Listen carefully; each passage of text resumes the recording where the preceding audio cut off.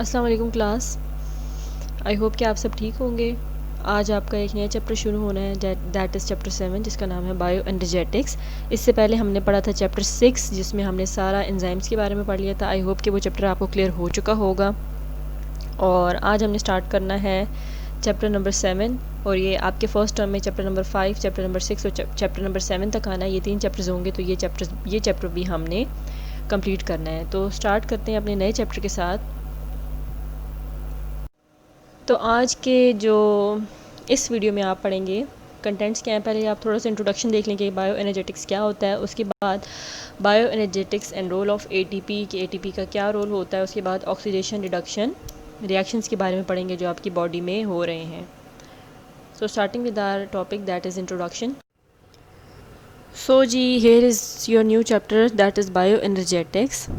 अब bio energetics में आप क्या पढ़ते हैं। Bio energetics is basically related to energy relations and energy transformations. अब एनर्जीज़ कौन कौन सी हैं। एक हो गई काइनेटिक एनर्जी, एक हो गई पोटेंशियल एनर्जी। ठीक है, अब इन दोनों एनर्जीज़ का क्या रिलेशन है और ये एक एनर्जी दूसरी एनर्जी में कैसे कन्वर्ट होती है, इस चीज़ को आप जिस ब्रांच में पढ़ते हैं दैट इज़, या जिस आप कह सकते हैं जो टर्म इसको एक्सप्लेन करती है उसे हम कहते हैं बायो एनर्जेटिक्स। ठीक है, तो शुरू में थोड़ा सा लिखा हुआ है chapter number 4 describe the structure of cell and chapter 6 mention the role of enzymes. वही बात होगी, चैप्टर 4 में आपको सारी ऑर्गेनेल्स के बारे में बता दिया गया था, चैप्टर 6 में आपको एंजाइम्स के बारे में बता दिया गया था। हर लिविंग सेल जो होता है वो सीजलेस केमिकल एक्टिविटीज़ कर रहा होता है, यानी ना ख़त्म होने वाली केमिकल एक्टिविटीज़ उसके अंदर हमेशा चल रही होती हैं, हर वक्त चल रही होती हैं। वो एक्टिविटीज़ या वो रिएक्शंस कभी ख़त्म नहीं होते।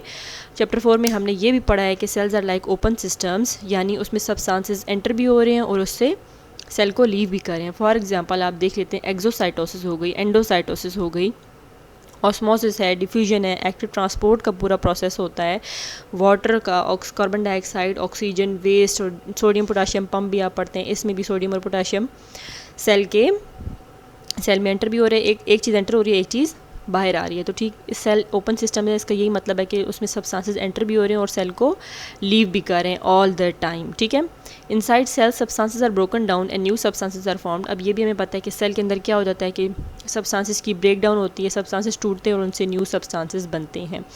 Energy drives all these processes in a cell. अब इस हर चीज़ के लिए, ये ब्रेक डाउन के लिए भी, हर प्रोसेस के लिए, जितने भी आपके सेल के अंदर प्रोसेस हो रहे हैं, हर प्रोसेस के लिए एनर्जी हमें मस्ट चाहिए। ठीक है, living organisms energy exist in 2 forms. अब वो एनर्जी कहाँ से आती है, ऑब्वियसली वो एनर्जी आप जो फूड लेते हैं उसी से आती है। ठीक है, अब हर लिविंग एनर्जी में, हर लिविंग ऑर्गेनिज्म में एनर्जी जो है वो 2 फॉर्म्स में एग्जिस्ट करती है। पहली हो गई काइनेटिक एनर्जी, दूसरी हो गई पोटेंशियल एनर्जी। ठीक है, 2 तरह की एनर्जीज़ हैं, एक काइनेटिक एनर्जी है, एक पोटेंशियल एनर्जी है। ठीक है, काइनेटिक एनर्जी वो एनर्जी है जो तब यूज़ हो रही होती है जब हम काम कर रहे होते हैं, यानी हम चल रहे हैं, हम फिर रहे हैं, हम बात कर रहे हैं, हम बोल रहे हैं, तो हम खा रहे हैं, हम पी रहे हैं, इस सारे प्रोसेस में जो एनर्जी यूज़ हो रही है उस एनर्जी को हम कहते हैं कि वो kinetic energy. It is actively involve in doing work. किसी भी किस्म का काम करें, सेल कर रहे हैं, हम कर रहे हैं, पूरा ऑर्गेनिज्म कर रहा है, तो वो कौन सी एनर्जी यूज़ कर रहा है, वो काइनेटिक एनर्जी यूज़ कर रहा है। ठीक है, and potential energy is stored for future use. और पोटेंशियल एनर्जी वो एनर्जी होती है जो यूज़ नहीं हो रही होती है, जो स्टोर हुई हुई होती है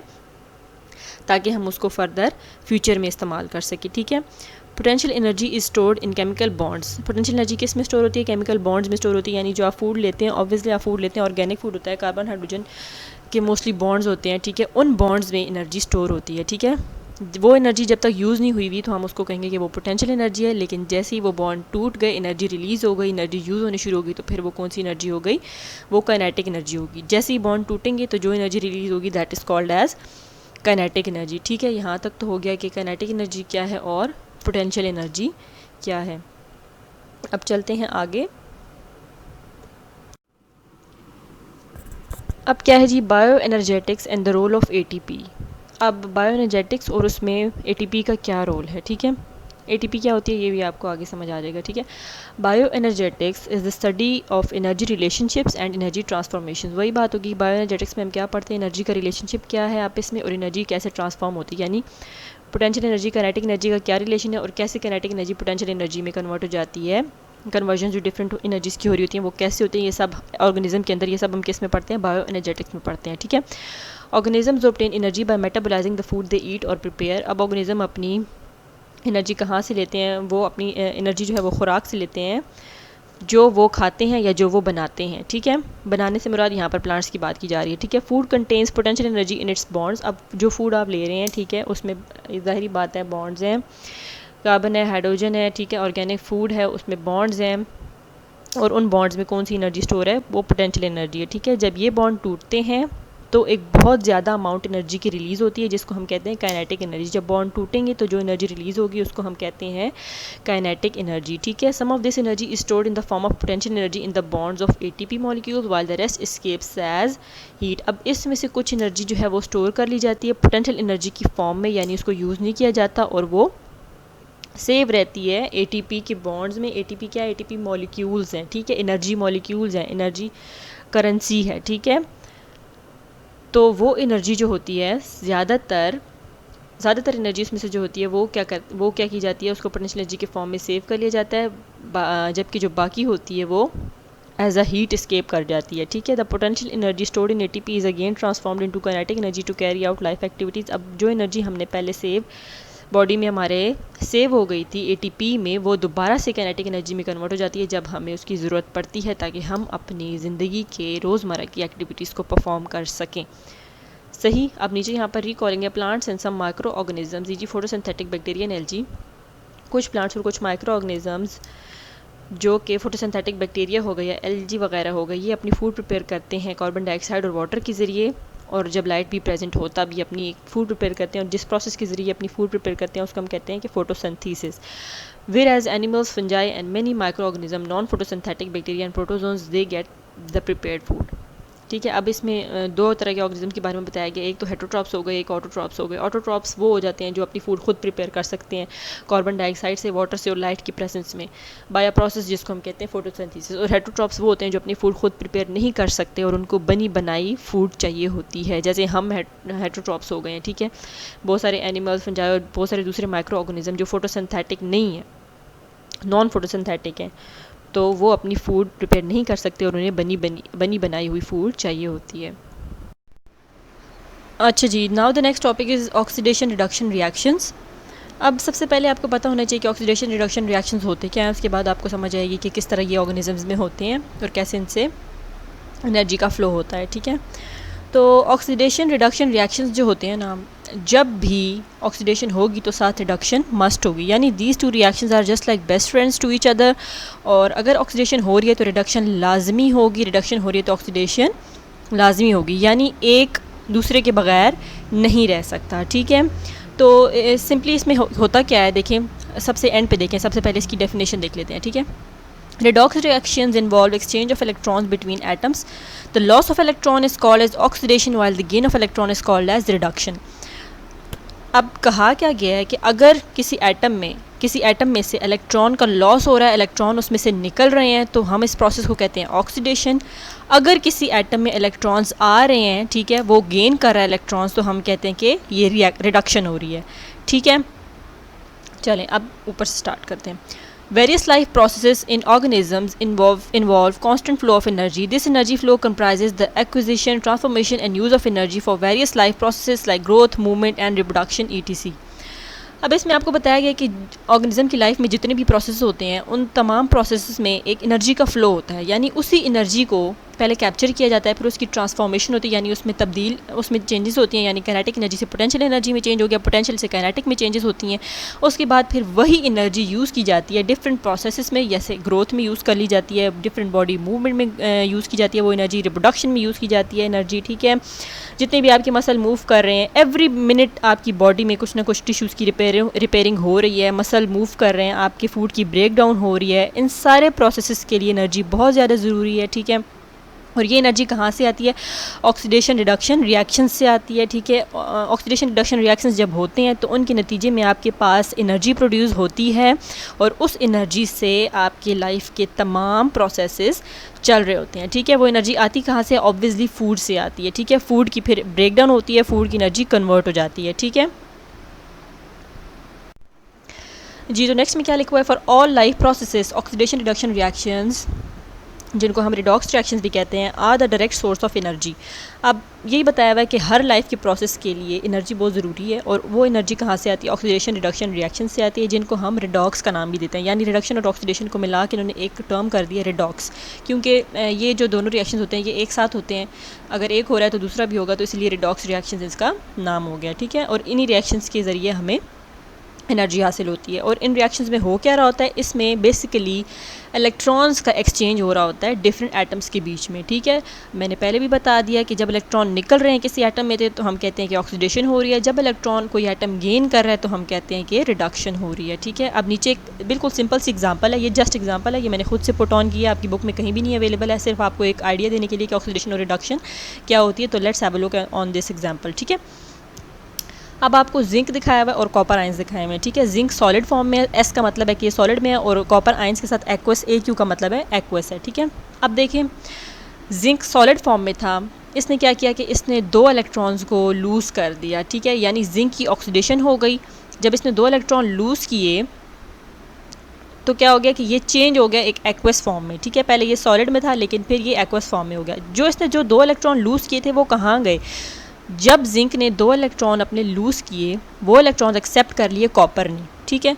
जैसे ही कॉपर ने इलेक्ट्रॉन एक्सेप्ट किए, अब कॉपर इलेक्ट्रॉन एक्सेप्ट कर रहा है तो यहाँ पर कॉपर की रिडक्शन हो गई। जिंक इलेक्ट्रॉन लूज़ कर रहा है तो यहाँ पर जिंक की ऑक्सीडेशन हो गई, ठीक है। पहले जिंक था सॉलिड फॉर्म में, फिर जिंक हो गया एक्वस फॉर्म में, और पहले कॉपर एक्वस फॉर्म में था, लेकिन रिडक्शन होने के बाद जो कॉपर है आपके पास वो सॉलिड फॉर्म में आ गया, ठीक है। अब नीचे इसकी थोड़ी सी इक्वेशन आपको और ज़्यादा क्लियर करके बताई हुई है। देखें, जिंक जो है सेकंड येलो बॉक्स में, देखिए जिंक सॉलिड में था, इसने अपने 2 इलेक्ट्रॉन लूज़ किए, Zn, अब एरो के बाद देखें Zn2 पॉजिटिव ऊपर लिखा हुआ है ना एक्वस में, और अब आगे आपको बता दिया गया +2e का मतलब है कि इसने 2 इलेक्ट्रॉन लूज़ कर दिए हैं, ठीक है। अब नीचे देखिए कॉपर एक्वस में है, और उसने क्या किया, प्लस उसके साथ प्लस कर दिए, वही 2 इलेक्ट्रॉन जो ऊपर जिंक ने लूज़ किए थे वही नीचे कॉपर के साथ ऐड कर दिए गए हैं। ऐड करने के बाद कॉपर किस में चेंज हो गया? वो सॉलिड में आ गया, ठीक है। तो अब हम अगर इस इक्वेशन को और सिंपल करें तो इसमें से क्या हो गया कि देखिए ऊपर से भी 2 इलेक्ट्रॉन और नीचे से भी 2 इलेक्ट्रॉन दोनों आपस में कैंसिल हो गए हैं, ठीक है, क्योंकि एक लेफ्ट साइड पे एक राइट साइड पे, तो ये कैंसिल आउट हो सकते हैं, ठीक है। तो ये कैंसिल आउट हो गए, तो अब हमारे पास इक्वेशन क्या बचती है? ऊपर नीचे से हमने दोनों से दो इलेक्ट्रॉन्स निकाल दिए, तो हमारे पास नीचे इक्वेशन बन गई। देखें Cu जो कॉपर आइंस है वो वैसे का वैसा नीचे आ गया, Zn सॉलिड में वैसे का वैसे नीचे आ गया। एरो के बाद देखें ऊपर हमारे पास क्या बचा था? Zn आइंस बचे थे, ठीक है, और नीचे वाली देखें कॉपर बच गया था। तो हमारे पास नेट इक्वेशन क्या हो गई? वही आपको और बता दी गई है। देखें किस तरह पहले जो है वो कॉपर एक्वस में था और जिंक जो था वो सॉलिड था, लेकिन रिएक्शन होने के बाद क्या हो गया कि जिंक अब एक्वस में आ चुका है, क्योंकि जिंक ने क्या किया है, अपने इलेक्ट्रॉन लूज़ कर दिए हैं, और वो इलेक्ट्रॉन जो जिंक ने लूज़ किए थे वो कॉपर ने एक्सेप्ट कर लिए हैं, तो अब कॉपर सॉलिड में हो चुका है। तो बेसिकली आपको ये एक आइडिया देना था कि ऑक्सीडेशन में क्या होता है और रिडक्शन में क्या होता है। अब देखें ऑक्सीडेशन हो रही है ना, जैसे ही जिंक ने इलेक्ट्रॉन लूज़ किए कॉपर ने फ़ौरन एक्सेप्ट कर लिए, तो यही बात है कि ऑक्सीडेशन और रिडक्शन रिएक्शन हमेशा एक साथ होंगे, यानी अगर ऑक्सीडेशन हो रही है तो रिडक्शन मस्ट होगी। ऐसा नहीं हो सकता कि सिर्फ ऑक्सीडेशन ही होती रहे और रिडक्शन हो ही नहीं, ठीक है। तो इस तरह अब देखें इलेक्ट्रॉन जिंक से ट्रांसफ़र होकर कॉपर में जा रहा है, तो ये फ्लो ऑफ एनर्जी है, ठीक है। हम बेसिकली इलेक्ट्रॉन को ये कहते हैं electron is a good source of energy, यानी जब भी इलेक्ट्रॉन फ्लो करेगा तो समझ लें कि एनर्जी फ्लो हो रही है, ठीक है। तो इसी तरह इसी ऑक्सीडेशन रिडक्शन रिएक्शन से एनर्जी का फ्लो होता है, ठीक। अब जाते हैं अपने नेक्स्ट टॉपिक की तरफ। चलिए जी, अब इसमें यही बात होगी, electrons can be an energy source. Electrons energy का एक सोर्स है, यानी जब वो फ्लो करेंगे, ज़ाहिर बात है जब मेटाबॉलिज्म के दौरान फूड की ब्रेकडाउन होगी, ब्रेकडाउन में ऑक्सीडेशन रिडक्शन रिएक्शंस होंगे। तो ऑक्सीडेशन रिडक्शन रिएक्शन में बेसिकली यही होता है कि इलेक्ट्रॉन्स की ट्रांसफ़र होती है, जब इलेक्ट्रॉन ट्रांसफ़र होंगे तो एनर्जी फ्लो करेगी, ठीक है। तो इसीलिए कहा गया electrons can be an energy source, it depends upon their location and arrangement in atoms.